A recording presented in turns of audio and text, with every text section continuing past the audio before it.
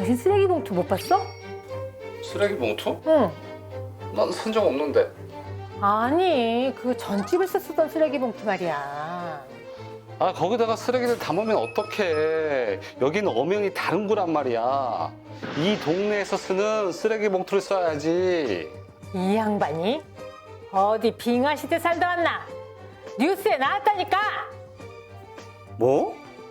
예전에 쓰던 동네 쓰레기 봉투를 그대로 써도 된다고?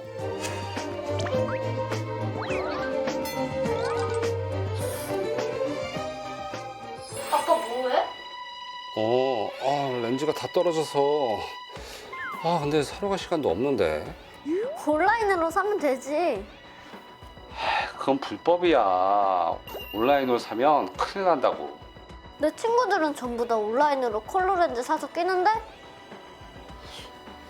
이제 렌즈를 온라인으로 주문할 수 있는 건가요?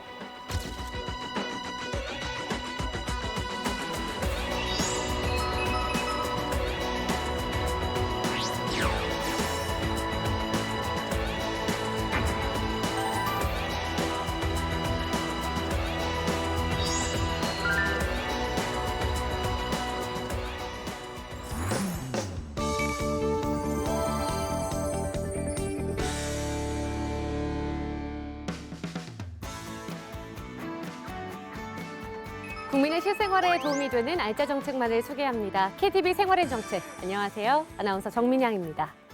일상생활을 하다 보면 이런 규제는 왜 있는 거지 싶을 때가 종종 있습니다. 국민의 편리를 위해 일상생활 속에서 불편하고 부담스러웠던 규제들이 사라질 예정이라고 하는데요. 실생활에 불필요한 규제를 혁신한 민생규제 혁신에 어떤 내용들이 있는지 자세히 알아보겠습니다. 오늘 도움 말씀 주실 두 분 자리에 모셨습니다. 안녕하세요.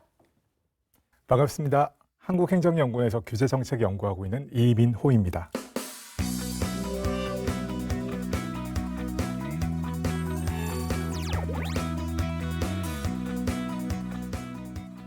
안녕하세요. 안녕하세요.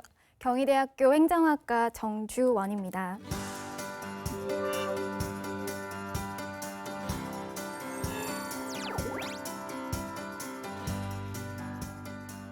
네, 이 작년 11월 정부에서 민생규제 혁신 방안을 발표하게 됐는데요. 이 규제 혁신을 하게 된 배경이 무엇인가요? 잘 아시다시피 재작년에 이제 이번 정부 들어오면서 7월에 이제 120대 국정과제를 발표를 했습니다. 그래서 특히 이제 민간이 주도하는 경제 활성화를 위한 이제 규제 혁신을 많이 강조를 해서 기업의 부담이나 일반 국민의 부담을 줄여주는 방향으로 많은 정책을 내놓겠다라고 했고요. 덩어리 규제라든지 킬러 규제라든지 기업에 어떤 큰 부담을 주는 투자를 저해하는 핵심 규제들에 대한 이제 개선을 강조를 했었습니다. 근데 이제 1년 정도 지난 이후에는 이런 그 핵심 규제 위주의 개선 규제 혁신 노력들이 일반 민생 규제에 대한 부분까지도 확대되는 단계라고 생각이 들고요. 뭐 특히 아시다시피 최근에 이제 물가도 상승하고요. 세계적인 경기 침체 속에서 이제 다들 어렵다고 하시죠. 그러다 보니까 특히나 더 민생 규제 혁신에 대해서 작은 불편이라도 조금 더 적극적으로 개선하고자 하는 노력들이 이제 많이 나온 것 같고요. 네. 이런 부분에 대해서 이제 민생규제 혁신 방안이 이번 정부에서 발표된 것으로 생각됩니다. 네, 이 국민들의 피부에 와닿는 그런 규제 혁신들을 좀 기대해 보겠습니다. 네, 민생규제 혁신으로 기대할 수 있는 효과가 있다면 어떤 것들이 있을까요? 네, 작년 11월에 발표된 민생규제 혁신안을 보면은요, 기대 효과는 크게 세 가지 정도인 것 같습니다. 우선 첫째는 이제 정부에서 얘기하고 있는 것처럼 국민의 일상생활과 밀접하게 관련되어 있는 그런 작은 규제들을 일단 해소를 해서 국민들의 불편함이나 그런 애로사항들을 해소하겠다라고 하는 게 일단 첫 번째 목표인 것 같고요. 그리고 두 번째는 이제 사회적 취약계층에 대한 지원을 조금 더 촘촘하고 두텁게 하겠다는 것. 그리고 이제 국민들의 편의를 증진시켜주기 위해서 대민 서비스를 개선하겠다는 것인 것 같습니다. 그리고 마지막으로 세 번째는요. 제가 생각하기에는 요즘 경제가 워낙 어렵다 보니까 이제 중소기업이나 소상공인들의 지금 뭐 어려움을 겪고 있는 문제 혹은 이제 뭐 그 현실에 맞지 않고 좀 낡은 규제라고 우리가 흔히들 얘기하는데 그런 규제들을 개선을 해서 좀 기업하기 좋은 그런 자유로운 경영 환경을 조성해 보겠다. 이 정도로 보시면 될 것 같습니다. 네, 그렇군요. 다양한 분야에서 이렇게 민생 규제 혁신을 힘쓰고 있다 이런 생각이 들어서 네. 참 반가운 소식입니다. 시청자 여러분은 일상생활에서 어떤 점이 불편하셨나요? 오늘 사연으로 소개해드릴 내용을 보시면 그래, 이런 걸 없애야지 하실 분들이 많으실 것 같습니다. 어떤 내용인지 영상으로 확인해 보시죠. 이제 막 새 집으로 이사 온 부부. 이삿짐 정리하느라 하루 종일 분주합니다. 해도 끝날 것 같지 않은 정리.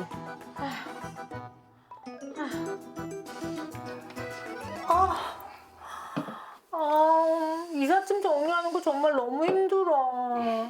온몸이 쑤셔 죽겠어. 아휴, 그렇게 말이야. 아휴, 힘들어. 그래도 끝이 보인다.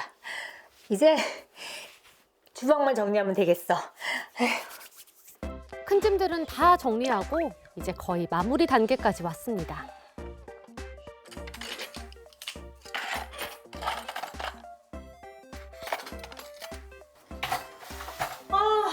이제 다 했다. 이제 쓰레기만 치우면 되겠네. 어딨지? 쓰레기만 치우면 된다더니 뭘 이렇게 찾으러 다니는 걸까요? 도대체 무슨 소중한 물건이길래? 여기저기 돌아다니면서 샅샅이 뒤집니다. 어딨지?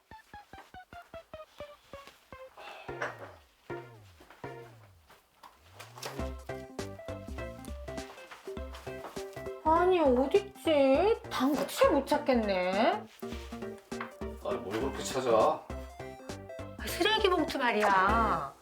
당신 쓰레기 봉투 못 봤어? 쓰레기 봉투? 응. 난 산 적 없는데.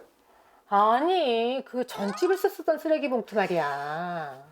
아, 전에 쓰던 거? 왜? 그건 뭐하게? 뭐하긴 쓰레기 담으면 되지. 아, 거기다가 쓰레기를 담으면 어떡해. 여기는 엄연히 다른 거란 말이야. 이 동네에서 쓰는 쓰레기 봉투를 써야지. 아니 글쎄 써도 된다니까. 무슨 말이야? 당신 기억 안 나? 우리 예전에 2년 전에 이사할 때 동사무소 가서 스티커 사서 붙였잖아. 아니 그건 그때고 이젠 법이 바뀌어가지고 다른 동네 거 써도 된다니까. 에이, 누가 그래? 누가?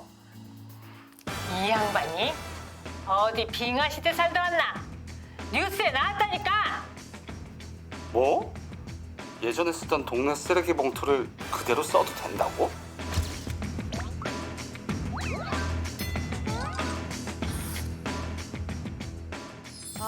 이런 게 바로 이 종량제 봉투를 사용하면서 누구나 한 번쯤 느끼는 좀 불편사항이 아닐까 이런 생각이 듭니다. 그런데 이 종량제 봉투에 대한 규제가 달라진다고요? 네. 사실은 필요에 따라서 굉장히 사실 용량에 따라서 다양하게 구비를 해놓고 있다 보면 나중에 결국 쓰지 못하고 갑자기 이사를 하거나 갑자기 이제 지금 현재 거주지를 벗어나게 될 경우에 이 봉투를 어떻게 하지? 라는 생각을 많이 하세요. 그래서 사실 2019년부터 이 쓰레기 종량제 봉투에 대해 가지고 다른 지역으로 저희가 전입을 했을 때도 쓸 수 있게 해달라는 얘기들이 많이 있었고요. 그런 점에서 아까 VCR에 보셨듯이 스티커를 붙여서 그 해당 지자체에 가서 스티커를 받아와서 그것들을 붙여서 쓸 수 있게끔 하는 것들이 약간 해결됐었는데 사실은 이번에 민생규제 개혁을 통해서는 스티커를 붙이지 않고도 바로 즉시적으로 새롭게 이전한 이제 전입지에서도 기존의 쓰레기 봉투를 쓸 수 있게 했고요. 특히 중요한 게 환불에 대한 규정입니다. 그래서 실제로 남는 재활용 그 종량제 봉투들을 재활용하거나 혹시 뭐 환불을 하신다 그런다면 환불도 보다 좀 용이하게 할 수 있도록 제도 개선이 이루어진 것 같습니다. 네, 그러니까 이제는 환불 받을 수 있다. 영수증 굳이 필요 없다. 당당하게 이 말씀이시죠? 당당하게 네. 영수증 없이도 내가 받을 수 있는 권리가 있다는 점을 조금 더 강조했다는 점을 규제 혁신이 되었군요. 그렇게 생각하시면 될 것 같습니다. 네. 그런데요, 교수님 사실 보면요, 지금도 전입 신고하고 나서 스티커 받아서 기존에 쓰고 있던 종량제 봉투에 붙여서 사용을 하면 충분히 사용이 가능한데 굳이 규제 혁신을 새롭게 한 이유가 있을까요? 네, 제가 생각하기에는요. 보통 우리가 이사를 가야겠다라고 결정을 하게 되면은 그 이후부터는 종량제 봉투를 많이 구매하지는 않는 것 같습니다. 네.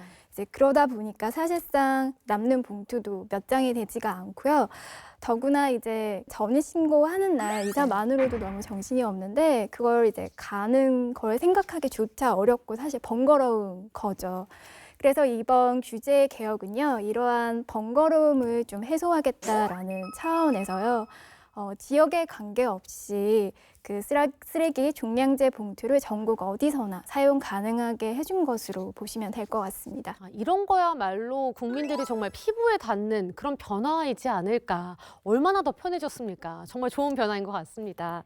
네, 그러면요 또 한편으로 음식점을 운영하는 이 자영업자분들을 위한 규제 혁신도 있는 걸로 알고 있는데 어떤 것들이 좀 혁신되었나요? 예, 코로나 팬데믹 끝나고 다들 기다렸다는 듯이 식당으로 달려가시죠, 요새는. 그래서 요새는 도시락 이제 지겨워서 못 먹겠다, 식당으로 다들 달려가시는데 식당에서 일을 봐주시는 종업원들을 구하기가 되게 힘든 얘기를 많이 하십니다. 네. 그래서 이 고용 문제가 굉장히 심각하게 제기되고 있고요. 이런 부분에서 사실은 이제 많이 그동안에 이제 많이 일을 하셨던 분들이 이제 우리 재외동포 방문 취업 비자를 받고 오신 분들이 네. 제한적으로 이제 뒤에서 이제 일을 하셨는데 그분으로는 수요가 감당이 안 되는 상황이 됐거든요. 그래서 이런 부분들에 대해 가지고 기존에 이제 비전문 취업 비자라고 하는 이 나인 비자라는 것들이 있었는데요. 주로 이제 공장이라든지 제조업이라든지 농업이라든지 서비스업도 되게 한정적인 서비스업에 그냥 일할 수 있는 비자들이 있었습니다. 그래서 그 비자를 받고 오시는 분들도 음식점업에 대해서 제한적이지만 우리가 일할 수 있도록 허용을 해주자라고 얘기를 했고요.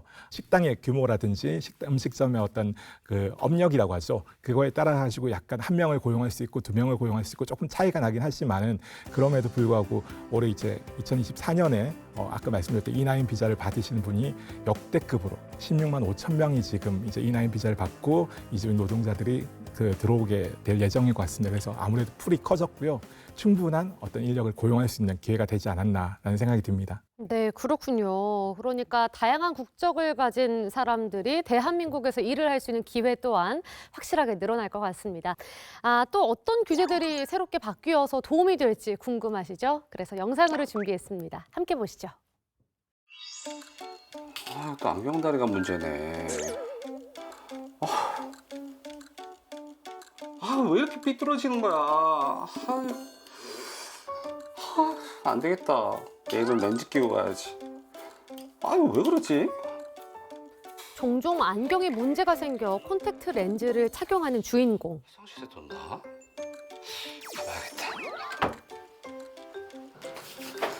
가봐야겠다. 어디 뒀더라? 참 까먹어. 화장실에 더 없고.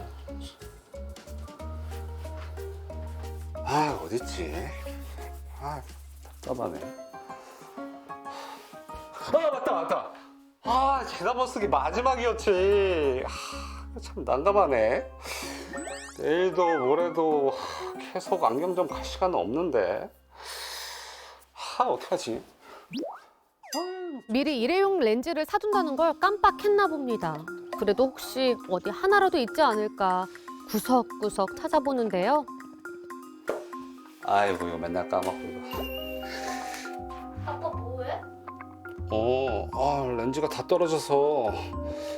근데 사러 갈 시간도 없는데. 온라인으로 사면 되지. 그건 불법이야. 온라인으로 사면 큰일 난다고. 무슨 소리야? 내 친구들은 전부 다 온라인으로 컬러 렌즈 사서 끼는데? 진짜? 온라인으로 렌즈를 주문할 수 있다고? 그래. 그래서 내 친구들은 다 엄마가 온라인으로 사준대. 그래? 렌즈를 온라인으로 주문할 수 있다고? 이제 렌즈를 온라인으로 주문할 수 있는 건가요?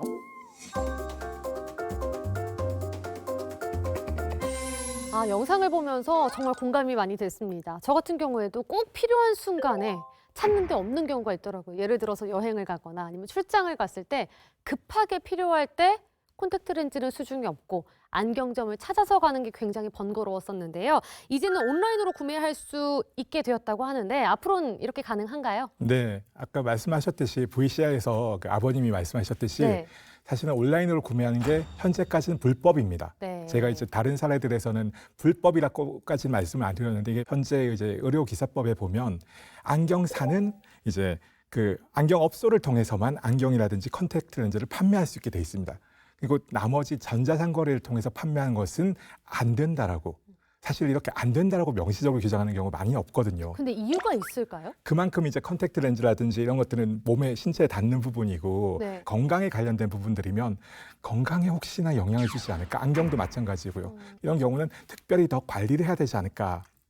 라고 해서 법률로 했었는데 그걸 굳이 이렇게까지 안전을 너무 고려해가지고 우리가 제한할 필요가 있을까라는 점에서 이것들에 대해서 허용을 하겠다는 방향이 가고 있고요. 아까 말씀드렸듯이 현재 법령에 규정이 돼 있다 보니까 당장 바로 풀기가 어렵습니다. 그러다 보니까 당장 조금 예외적으로 풀자는 방법으로 우리 저희가 실증 특례를 통해서 네. 약간의 허용을 하고 있고 장기적으로 더 완전히 풀 수 있는 방안을 고민하고 있습니다. 네. 이어서 실증 특례에 대해서 좀 이어서 이야기를 들어보겠습니다.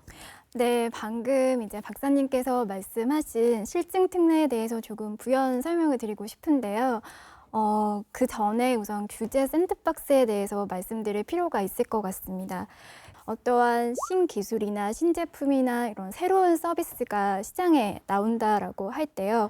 이제 현행 규제, 현행 법령이나 지금 규제상 이게 가능하지는 않은 거죠. 그런데 일정 부분 이게 국민의 생명이나 안전에 이제 저해가 되지 않는다라는 조건 하에서 이걸 살짝 풀어주는 거죠. 그래서 사업자가 이 신제품이나 서비스를 시장에 이제 본격적으로 이제 출시하기 전에 규제 샌드박스라고 하는 그 테두리 안에서 이제 시험하고 검증할 수 있게 해주는 제도가 이제 규제 샌드박스입니다. 여기서 이제 실증 특례는 규제 샌드박스의 일환이고요. 이제 금방 이제 VCR에서 보고 박사님께서 말씀 주신 것처럼 이 콘택트 렌즈 사례를 보면요. 실증 특례를 적용해서요. 이게 2년간 한시적으로 온라인으로 구매가 가능하도록 해준 겁니다. 이제 그래서 그 기간 동안 안전성을 이제 검증하고 이제 시험을 해서 이게 안전하다라고 되면은 이제 그때 규제를 완화할 수 있는 그런 논의를 본격적으로 하는 거죠. 네, 그렇군요. 자, 요즘 해외 여행 가시는 분들 정말 많습니다. 그런데 이 해외 여행과 관련한 불편 사항도 해소가 된다고 들었습니다. 예, 제가 당장 이제 이 혜택을 받는데요. 작년 12월에 이제 해외 출장을 갔다 오면서 이제 항상 저희가 그 출국장을 나가면서 고민하잖아요. 세관 신고서 작성해야 될 것들을 빨리 작성하고 나가야지라고 했는데 이제는 작성하지 않으셔도 됩니다라고 네. 하더라고요. 이게 작년 5월에 이제 관련 고시에서 제가 개정되면서 휴대폰 신고서 작성 의무가 폐지가 됐습니다. 네. 그래서 이제 신고할 물품이 없는 경우에는 굳이 작성하지 않아도 되는 진짜 신고할 사람들만 신고를 하라고 바뀐 거고요. 그렇군요. 그러면 이 신고할 경우에도 모바일로 이제 신고서를 작성하고 신고서를 통해 가지고 관세도 납부할 수 있게 함으로써 신고를 하는 경우에도 굉장히 편리하게 바꾼 부분들이 있습니다. 네. 네, 그렇군요.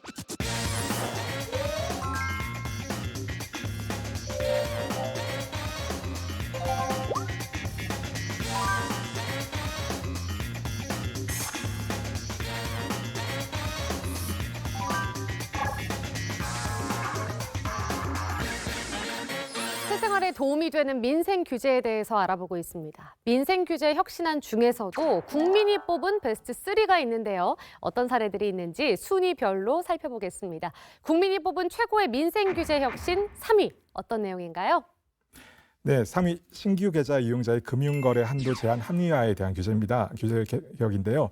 사실 저희가 이제 대포통장 문제가 굉장히 사회적으로 큰 이슈가 되지 않았습니까? 그래서 이제 통장 개설하는 게 어느 순간부터 좀 힘들어졌다는 걸 느끼셨을 거예요. 통장을 새로 만들었는데 이 통장에 대해서 돈을 빼갈 수 있는 기준이 ATM 기준으로는 30만 원 하루에 실제 계좌 창구에서 계좌를 거래를 할 때는 100만 원까지만. 네. 그러니까 이게 대포통장에 우려가 있기 때문에 큰 돈이 빠져나가지 못하게 사전에 예방하겠다라는 점에서 이런 규제를 만들었었는데요. 네. 사실 굉장히 불편한 점들이 많았거든요. 그래서 이런 부분에 대해서 이게 이제 이번 정부에서 추진한 여러 가지 규제 혁신 도구 중에 규제 심판부라는 게 있습니다. 그래서 쭉 규제 불편 사항들이 이게 접수가 되면 그것들을 전문가들이 모여서 이거를 심판을 하는 거죠. 이걸 정말 개선하는 게 필요할 것인지를 통해서 이제 결정을 했고 이 부분에 대해서도 소관 부처에서 상향하는 방식으로 추진하고 있습니다. 그렇군요. 네. 자, 그렇다면 이어서 2위 보도록 하겠습니다. 2위는 뭔가요? 네, 2위는 미혼부의 출생신고제도 개선 및 자녀 관련 혜택을 선제적으로 제공하겠다는 것입니다. 기존에는요, 그 미혼부가 자녀의 출생신고를 하고자 하면 꽤나 이제 복잡한 절차를 거쳐야 했습니다. 심지어 1년 이상이 걸린다라는 이야기도 있을 만큼요. 네. 꽤나 이제 복잡한 절차를 거쳐야 했고, 근데 그 과정에서 문제가 뭐냐면 아이가 이제 각종 의료나 복지 혜택을 받을 수가 없어서요. 그 사각지대에 종종 놓이는 경우가 많았다고 해요. 그래서 이게 사회적 이슈가 또 상당히 되기도 했고요. 그래서 올해 그 출생 제도 자체가 조금 개선이 되었습니다. 기존에는 이제 출생 신고제였다면 이제는 출생 통보제로 이제 전환이 되면서요. 이제 출생 신고가 되기 전이라고 하더라도 아이가 이제 의료나 아동 수당이나 그런 각종 복지 혜택을 선제적으로 받을 수 있게끔 이제 제도가 변화가 됐습니다. 이제 그래서 이제 미혼부가 이제 자녀를 양육하는 환경이 아마 조금 더 이제 편안해지지 않을까 생각합니다. 그렇군요. 그러니까 출생 신고하는 것도 쉬워지고 예. 아이가 태어나기 전에 의료 서비스 등등 이런 것들을 받는 데 제한도 훨씬 더 완화가 되었다. 이렇게 이해를 하면 되겠군요. 그렇습니다. 자, 그럼 저도 궁금한 1위를 이어서 보도록 하겠습니다. 1위는 무엇인가요? 네, 대망의 1위는 공공심야 약국 확대입니다. 이거 많은 부모님들이 좋아하실 것 네. 같아요. 네. 네, 사실은 이제 공공심야 약국에 대해서 저희가 이제 약사법 개정을 통해서 작년 4월에 개정이 됐습니다. 그래서 확대라는 표현보다는 사실은 공공심야 약국이라는 제도를 새롭게 도입을 했고요. 네. 각 지자체를 통해서 지정을 받으실 수 있습니다. 지금 약국에 그 약국 하시는 분들께서 각 지자체에 내가 공공심야 약국으로 운영을 하겠다라고 신청하셔서 지정을 받으시면은 공휴일이라든지 심야에도 영업을 할 수 있도록 지금 하고 있고요. 아무래도 약이다 보니까요. 그렇죠. 예, 물론 편의점 그 관리하시는 분들도 복약 지도에 대한 부분들 아니면 약품에 대한 관리에 대한 부분들에 대해서 교육도 받고 하시지만은 사실은 약사님께서 복약 지도 해주시는 게 안심이 되지 않습니까? 약은 약살. 그렇습니다. 네. 그래서 이 공공심야 약국에 대해서 기존에도 편의점에서도 약을 일부는 구할 수 있었지만 이 부분에 대해서 가장 크게 호응을 하고 계시지 않은가라는 생각이 듭니다. 많은 분들이 안심이 되실 것 같습니다. 자, 이렇게 국민이 뽑은 베스트 3를 함께 알아봤습니다. 시청자 여러분께 도움이 되셨길 바랍니다.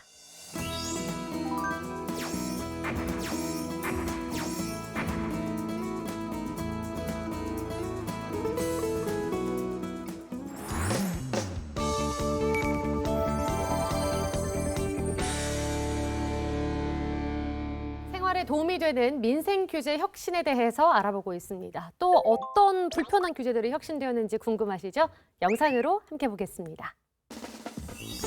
안녕하세요. KTV 생활은 정책의 리포터 정글래입니다. 여러분, 오늘 저의 패션 어떤가요? 이게 바로 전 세계 패션 컬렉터들이 주목하고 있는 K 할매 패션 아닙니까? 짠! 짠! 근데 제가 오늘 이 패션을 선보인 이유가요. 바로 전통시장 앞에 나와 있는데요. 설을 앞두고 전통시장에서 장 보시는 분들 굉장히 많을 겁니다. 그래서 오늘 알뜰살뜰 쇼핑할 수 있는 온누리 상품권에 대한 정보 알려드릴게요. 저를 따라오시죠.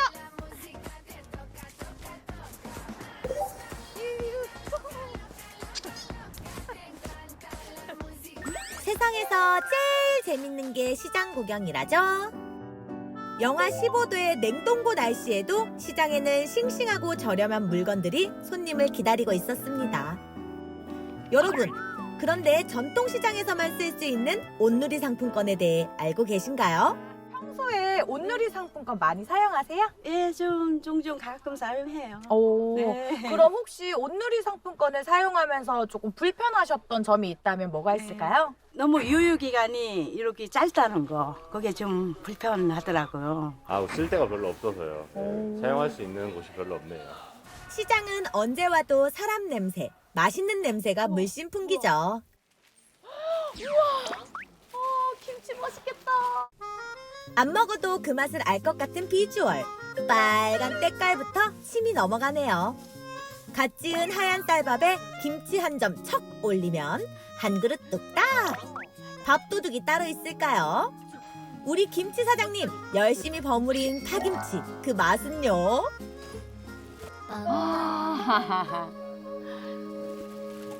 너무 맛있다. 배추 겉절인데요. 저도 일손을 도왔습니다.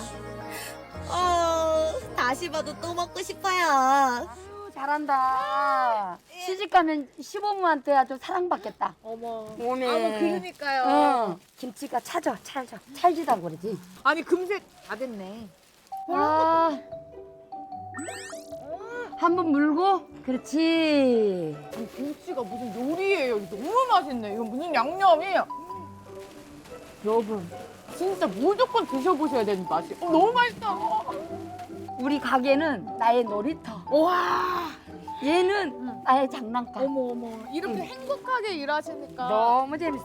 얘가 맛이 없을 수가 없겠어요. 근데 너무 재밌어요. 네. 봐봐.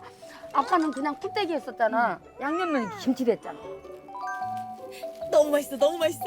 다시 봐도 또 먹고 싶어요. 안녕하세요. 삼촌 어서 와. 네, 김치 5,000원어치만. 얼마? 5,000원어치요. 아, 이거는 5,000원어치 안 돼. 6,000원어치 이상 사야 돼. 아, 그럼 6,000원 주세요. 사장님, 예. 그 5,000원치만 사도 되는 거 아니에요? 아니, 안 돼요. 그 왜요?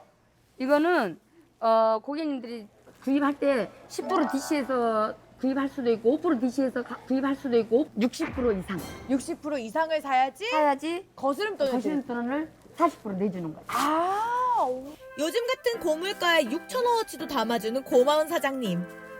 그런데 10,000원짜리 온누리 상품권으로 사면 남은 돈을 거슬러 받을 수도 있어서 왠지 돈 버는 기분이 들지 않을까요? 평소에 시장은 자주 오는데 이 온누리 상품권 쓰면 10% 정도 싸게 살 수 있어서 이걸 사용하고 있어요.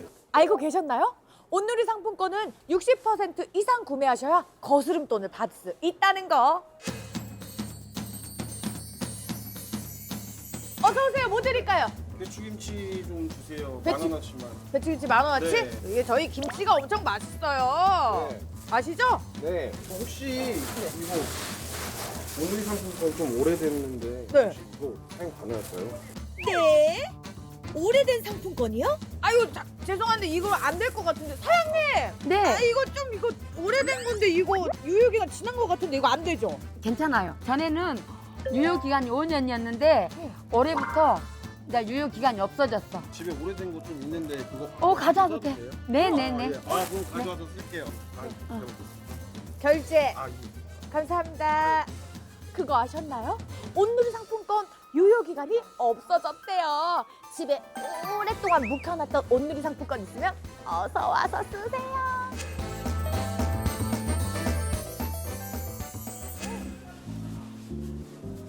이야, 역시 전통시장 사람 많고 먹을 것도 많고 보일 것도 많고 너무 좋아. 어머.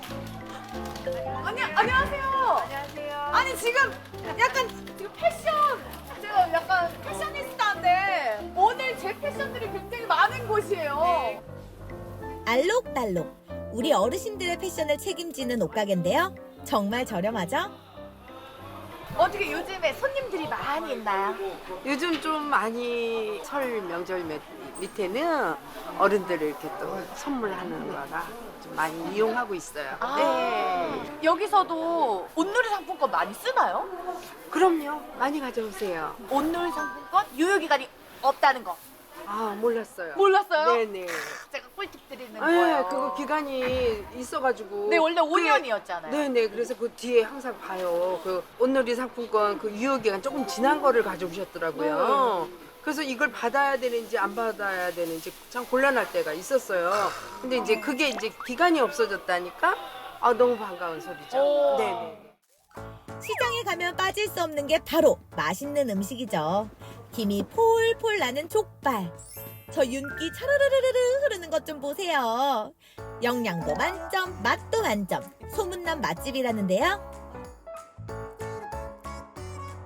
그 온누리 상품권 만들고 나서 시장이 많이 활성화되어 있고 일주일에 이렇게 보면은 그 평균적으로 보면 좀 그래도 많이 나오는 것 같아요. 근데 또 유효기간이 없으면 우리 사장님도 그렇죠. 장사가 잘 되고 그쵸? 혹시 지금 서랍에서 자고 있는 온누리 상품권이 있다면 걱정 말고 쓰세요. 여러분! 온누리 상품권 이제 유효기간 없으니까요. 많이 이용해주세요!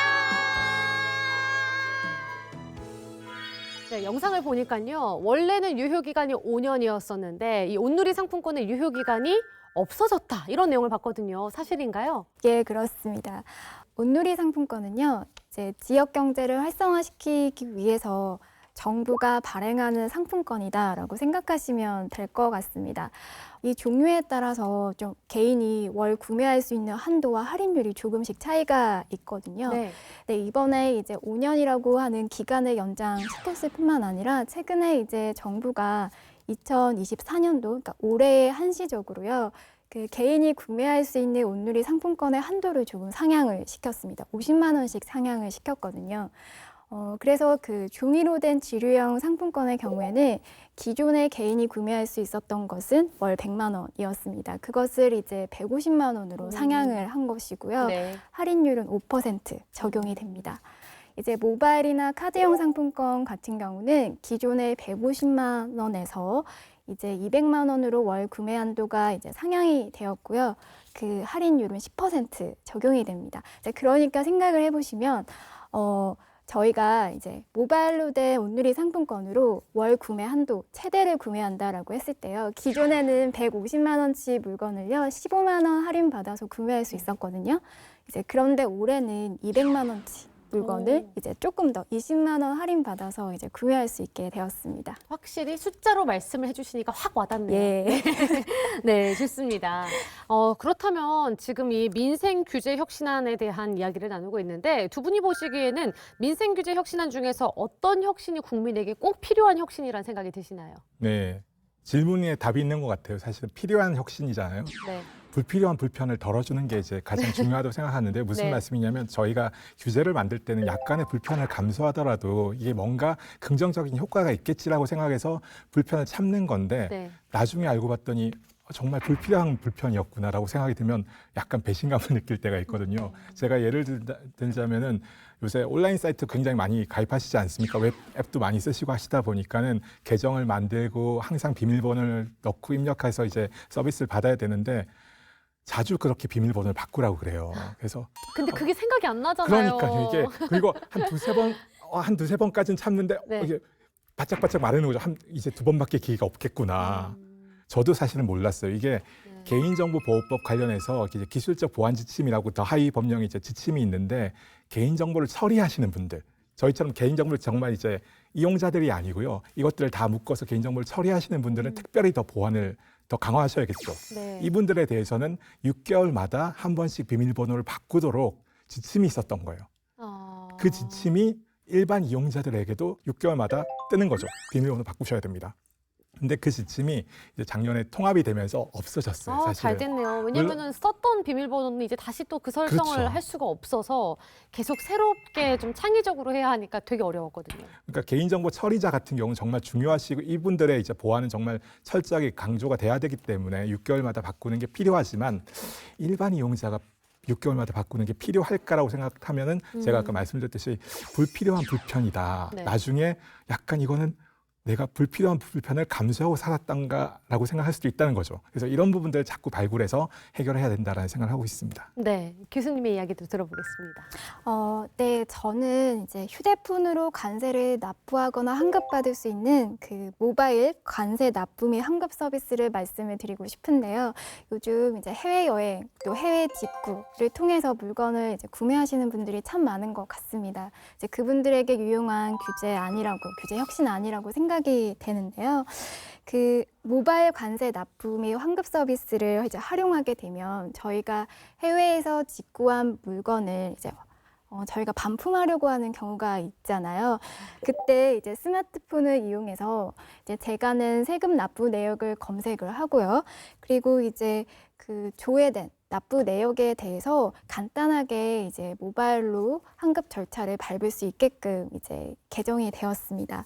그리고 이제 해외 직구로 구매한 물품에 대해서 저희가 관세를 내야 되는 경우가 있잖아요. 그때도 모바일로 간단하게 이제 납부할 수 있게끔 되었습니다. 네, 그렇군요. 네, 이렇게 다양한 내용을 알아봤습니다. 여러분은 지금 KTV 생활엔 정책을 시청하고 계십니다.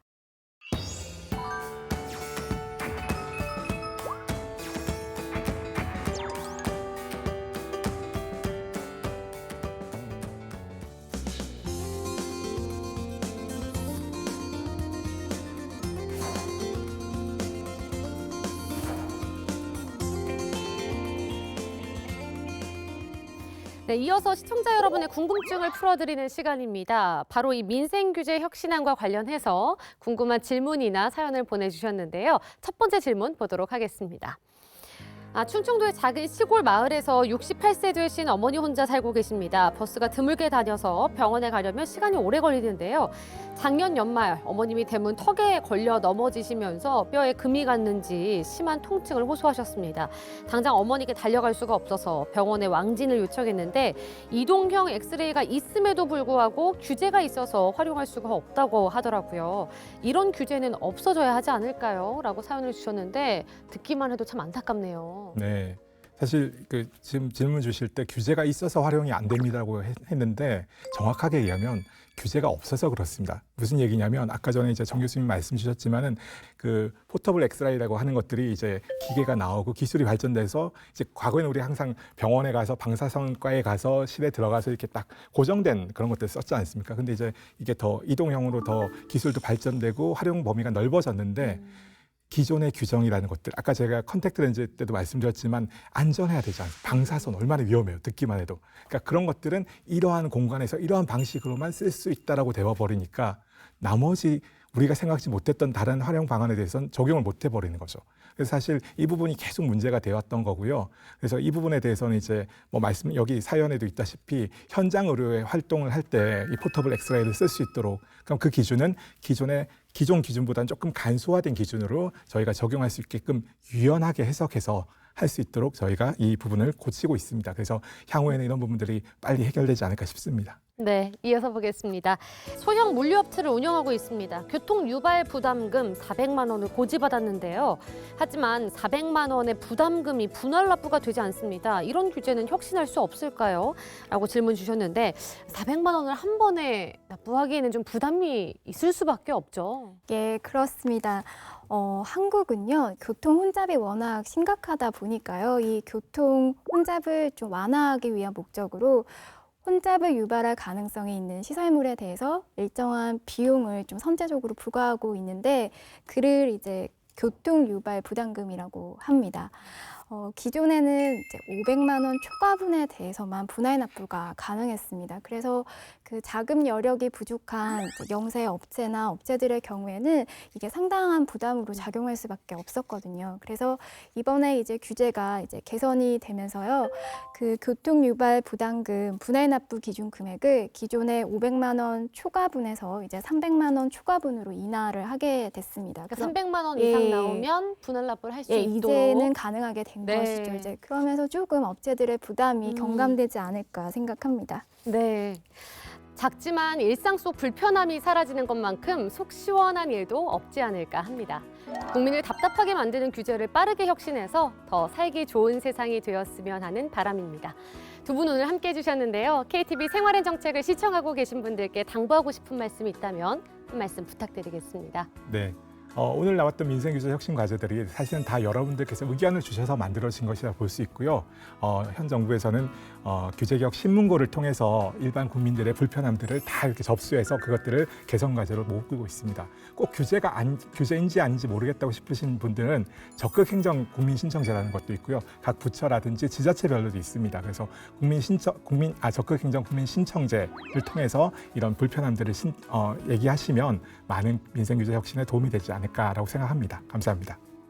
규제는 정부가 특별한 행정 목적을 실현하기 위해서요, 국민의 권리를 제한하거나 의무를 부과하는 것을 의미합니다. 그만큼 우리의 생활과 밀접하게 관련되어 있을 수밖에 없는데요.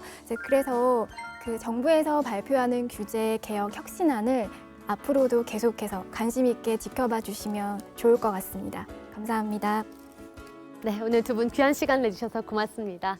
다음 주에도 국민 여러분께 더 많은 도움이 되는 KTV 생활의 정책으로 찾아뵙도록 하겠습니다. 시청해주신 여러분 고맙습니다.